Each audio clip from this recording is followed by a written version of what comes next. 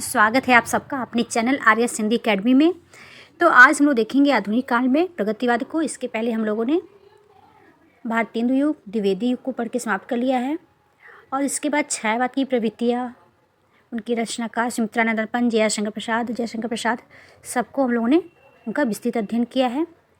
तो इसी प्रकार ये भी क्लास रहेगी प्रगतिवाद पे। प्रगतिवाद के विषय में आलोचकों के क्या मत रहे हैं, प्रगतिवाद के कौन कौन से रचनाकार हैं, उनकी रचनाओं की क्या विशेषता है, आलोचकों ने क्या कहा है प्रगतिवाद को लेके, तो इस क्लास में सब देखेंगे। तो इस क्लास को आप लोग अंत तक जरूर देखिएगा। तो चलिए बिना देरी के इस क्लास को हम लोग शुरू करते हैं। तो सबसे पहले देखेंगे प्रगतिवाद। प्रगतिवाद में जिस विचारधारा को मार्क्सवाद कहा जाता है उसे हिंदी साहित्य में क्या कहा जाता है, प्रगतिवाद कहा जाता है। अंतर्राष्ट्रीय स्तर पर प्रगतिशील लेखक संघ का प्रथम अधिवेशन फ्रांस की राजधानी पेरिस में हेनरी वारबुच के नेतृत्व में 1935 में हुआ था। किसके नेतृत्व में? तो हेनरी वारबुच के नेतृत्व में। कब हुआ था? 1935 में। और प्रगतिशील लेखन का प्रथम अधिवेशन कहाँ हुआ था? तो फ्रांस की राजधानी पेरिस में हुआ था। आगे देखते हैं। इस लेख संघ की स्थायी समिति के अध्यक्ष अंग्रेजी कथाकार कौन था? E.M. फास्टर थे। क्या थे? प्रगतिशील लेखक संघ का प्रथम अधिवेशन कहाँ हुआ था? तो पेरिस में हुआ था। और इसके अध्यक्ष कौन थे? तो E.M. फास्टर थे। और आगे देखते हैं। 1935 ईस्वी में मुल्कराज आनंद तथा सज्जाद जहीर ने लंदन में भारतीय प्रगति, आगे देखते हैं।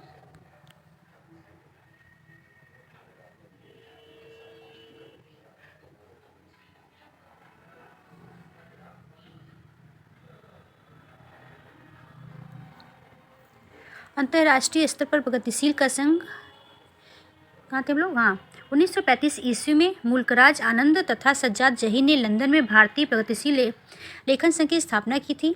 इसका प्रथम अधिवेशन लखनऊ में 1936 ईस्वी में हुआ था। कहाँ हुआ था? लखनऊ में। और कहाँ हुआ? 1936 में। और इसके मुंशी प्रेमचंद क्या थे? सभापति थे। और इसके दूसरे अधिवेशन के सभापति कौन थे? तो रविंद्रनाथ टैगोर थे। एक बार फिर से देखिए।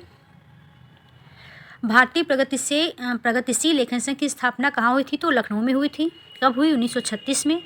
इसके प्रथम सभापति कौन थे? तो मुंशी प्रेमचंद थे। तथा दूसरे कौन थे? रविन्द्रनाथ टैगोर थे। आगे देखते हैं। मार्क्सवाद साहित्यिक संदर्भ में प्रगतिवाद की चर्चा सर्वप्रथम विशाल भारत पत्रिका में प्रकाशित, किसमें हुआ था प्रकाशित? विशाल भारत पत्रिका में प्रकाशित शिवदान सिंह चौहान के लेख में हुआ था।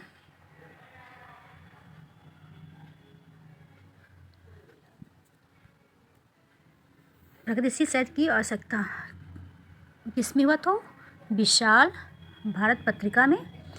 और प्रकाशित किसने कराया था? तो शिवदान सिंह चौहान के एक लेख था, भारत में प्रगतिशील साहित्य की आवश्यकता नाम से। कब हुआ? तो 1937 ईस्वी में 1937 ईस्वी में प्रकाशित हुआ। एक बार फिर से देखिए। मार्क्सवादी साहित्यिक संदर्भ में प्रगतिवाद की चर्चा सर्वप्रथम विशाल भारत पत्रिका में प्रकाशित शिवदान सिंह चौहान के लेख भारत में प्रगतिशील साहित्य की आवश्यकता में हुई। यह लेख 1937 ईस्वी में प्रकाशित हुआ। अब देखेंगे हम लोग। प्रगतिशील लेखन संघ का घोषणा पत्र 1938 में आया। कब आया घोषणा पत्र? 1938 में। लेकिन अब तक कहीं भी प्रगतिवाद शब्द का प्रयोग नहीं किया गया था। देखेंगे विभिन्न विद्वानों के अनुसार प्रगतिवाद प्रगतिशील विचारधारा के संदर्भ में मत क्या है।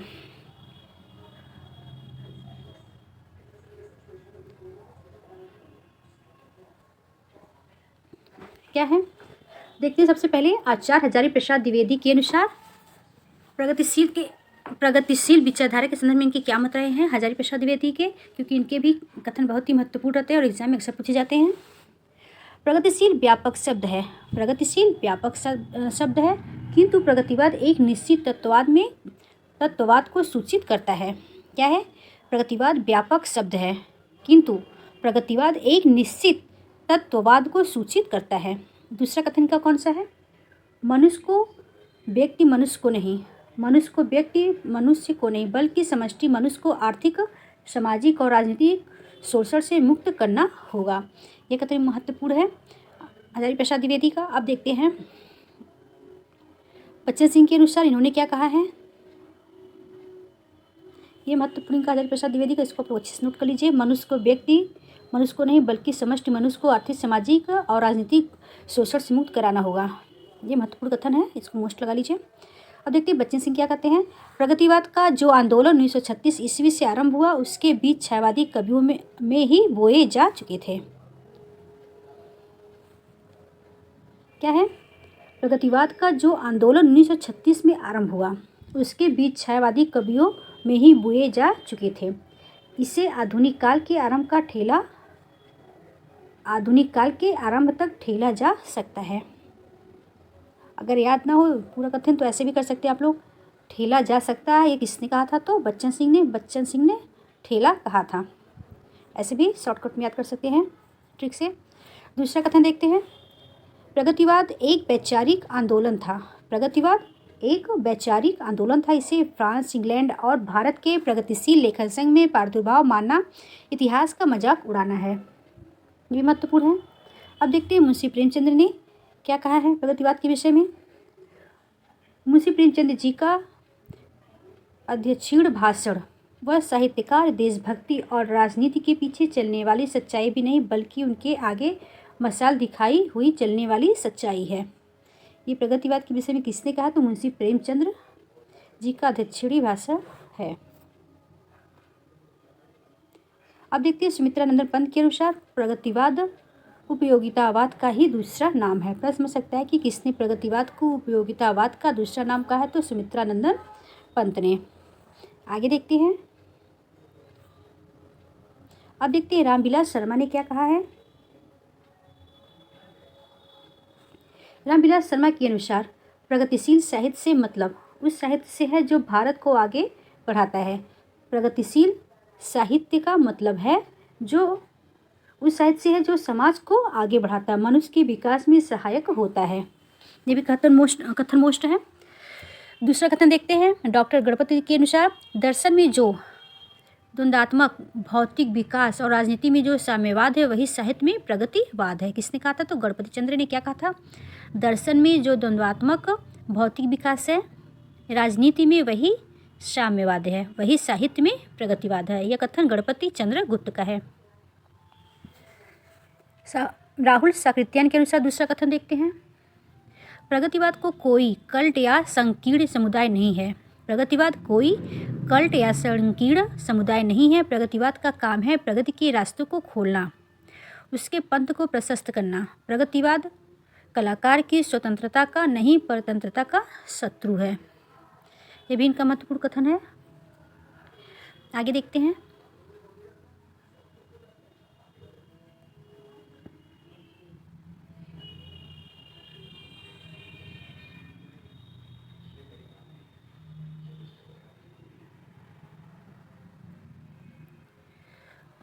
अब देखेंगे प्रगतिशील लेखन संघ के घोषणा पत्र के उद्देश्य क्या रहे हैं।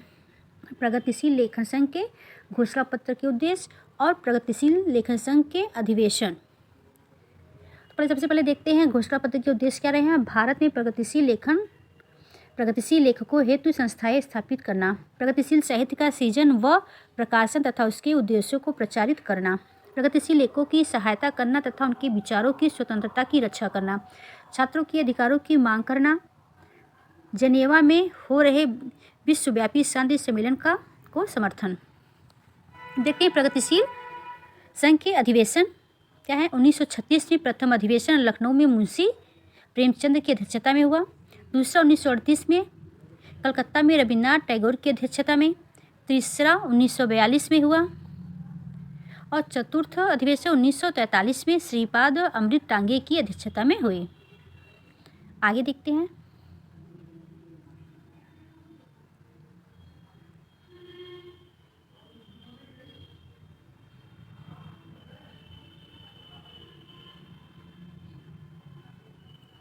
अब देखते हैं प्रगतिशील व प्रगतिवाद में प्रमुख अंतर क्या है। प्रगतिशील क्या है और प्रगतिवाद क्या है। प्रारंभ से लेकर आज तक साहित्यिक परंपरा का निरंतर विकास प्रगतिशीलता है। और मार्क्सवाद सिद्धांतों के साहित्यिक संस्करण का नाम प्रगतिवाद है। ये भी महत्वपूर्ण टॉपिक है। आगे देखते हैं।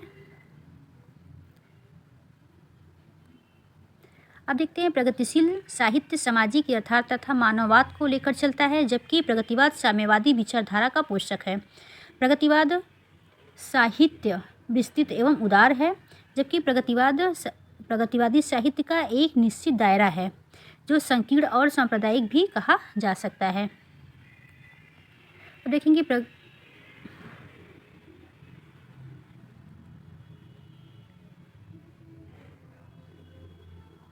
प्रगतिवाद का दार्शनिक आधार क्या है।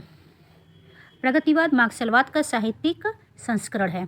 वस्तुतः छायावादी तथा स्वतंत्रतावादी काव्यधारा की अतिशय काल्पनिक और व्यक्तिता की प्रतिक्रिया में जो विचारधारा राजनीति या इतिहास से मार्क्सवाद है, वही हिंदी साहित्य में प्रगतिवाद है। यह विचारधारा मार्क्सवादी सिद्धांतों पर आधारित है, जो इस प्रकार है। द्वंद्वात्मक भौतिकवाद मतलब प्रकृति में ही द्वंद्व विद्यमान, अर्थात पक्ष विपक्ष हर जगह व्याप्त है। ऐतिहासिक भौतिकवाद भी क्या है, मनुष्य के संघर्ष की विकास यात्रा की व्याख्या है। मूल्य वृद्धि उत्पादन तथा अधिशेष का संबंध है। निरंतर क्रांति का सिद्धांत ट्राटस्की की विचारधारा है। आगे देखते हैं। अब देखते हैं प्रगतिवाद की साहित्यिक मान्यताएं क्या है। साहित्य समाज की उपज है। साहित्य समाज की उपज है। वस्तुतः यह उत्पादन प्रणाली का एक उप उत्पाद है। साहित्य का संबंध अर्थव्यवस्था से है। महाकाव्य सामंती व्यवस्था की उपज है तथा उपन्यास औद्योगिक की क्रांति तथा पूंजीवादी प्रणाली की उपज है। साहित्य का उद्देश्य शोषण के प्रति लोगों को जागरूक करना है, लोगों को क्रांति तथा व्यवस्था परिवर्तन हेतु तैयार करना है। साहित्य क्रांति हेतु बम है। साहित्य का दायित्व समावेशी विकास के साथ मानव कल्याण भी है।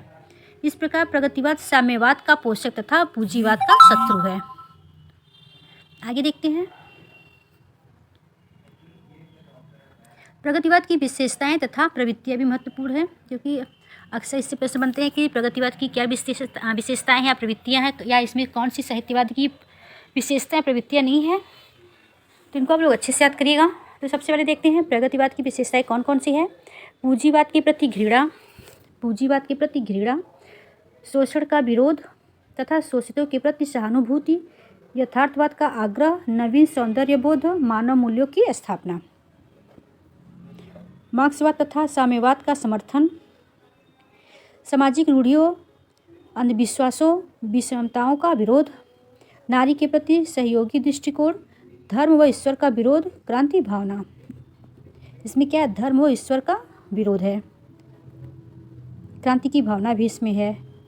यथार्थवाद का आग्रह है, शोषण का विरोध है।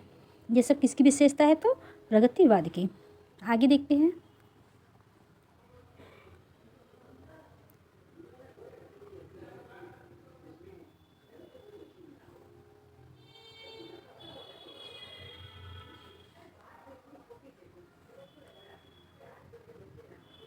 अब देखेंगे प्रगतिवाद के प्रमुख प्रतीक क्या क्या हैं।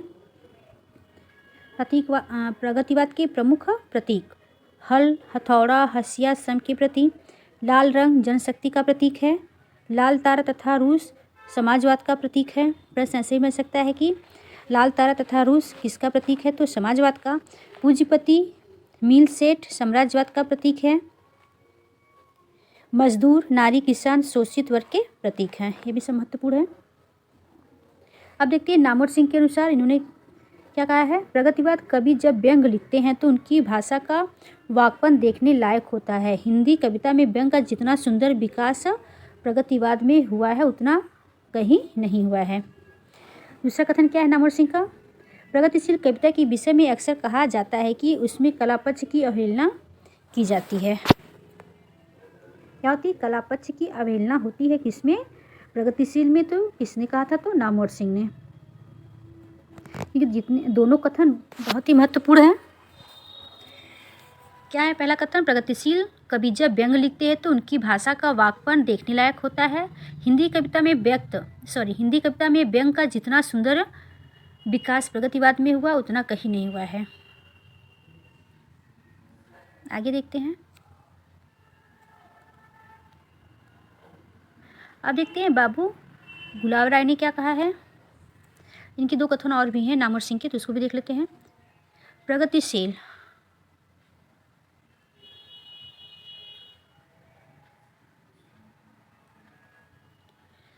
प्रगतिशील कविता के विषय में अक्सर यह कहा जाता है, प्रगतिशील कविता के विषय में अक्सर यह कहा जाता है कि उसमें कलापक्ष की अवहेलना है। प्रगतिशील कवियों ने लोकगीतों की अनेक नई धुनों को कविता में क्या है, पुनर्जीवित किया। यह भी महत्वपूर्ण है। बाबू गुलाब राय का क्या कथन है, न वे प्रगतिवादी भाषा की बनावट न अलंकारों को सजाने के फेर में पड़ते हैं और न छंदों के बंधनों में अपने को जकड़ते हैं। यह कथन किसका है, तो गुलाब राय का।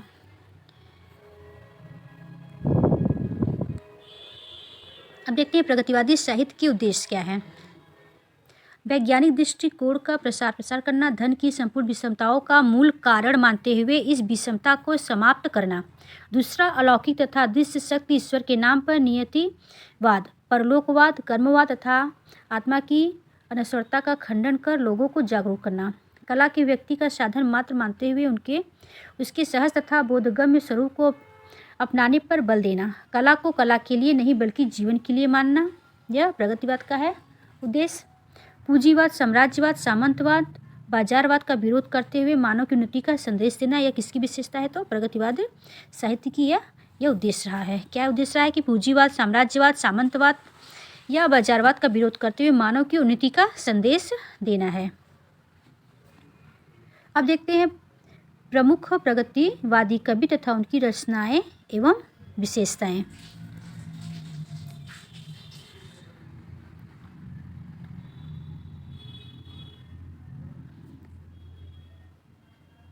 प्रगतिवादी विचारधारा का आगाज छायावाद में हो चुका था।